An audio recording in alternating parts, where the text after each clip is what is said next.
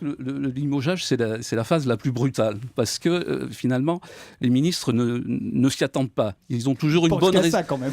Ils ont toujours une bonne raison de penser que eux vont rester. Ça sera toujours le voisin qui risque de gicler, mais le ministre pense que lui, il va rester. Alors en plus, vous avez tout un jeu des espèces d'entourage faux cul hypocrite qui, à la veille du remaniement, vont voir le ministre en question. Il dit, mais monsieur le ministre, le gouvernement ne peut pas se passer de vous.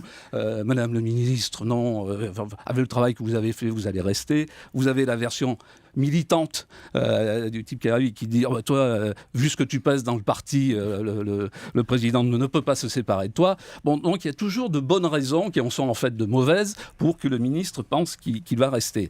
Et là où c'est encore plus dramatique pour lui, c'est le jour du remaniement, quand il ne reçoit pas de coup de fil. Comme il ne reçoit pas de coup de fil, il pense qu'il va rester. Or, c'est l'inverse qui se produit. C'est-à-dire que quand il ne reçoit pas de coup de fil, c'est que derrière son dos, on commence à préparer son remplacement.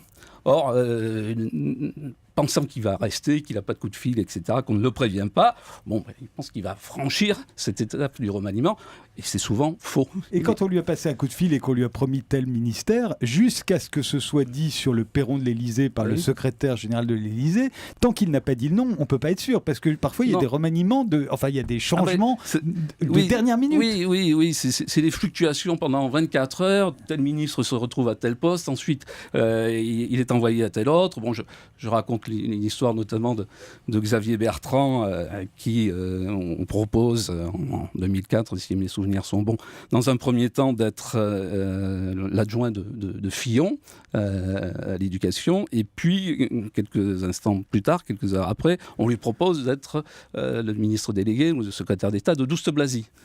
Et donc, en 24 heures, il a changé d'affectation. Entre-temps, pensant qu'il allait être affecté à l'éducation,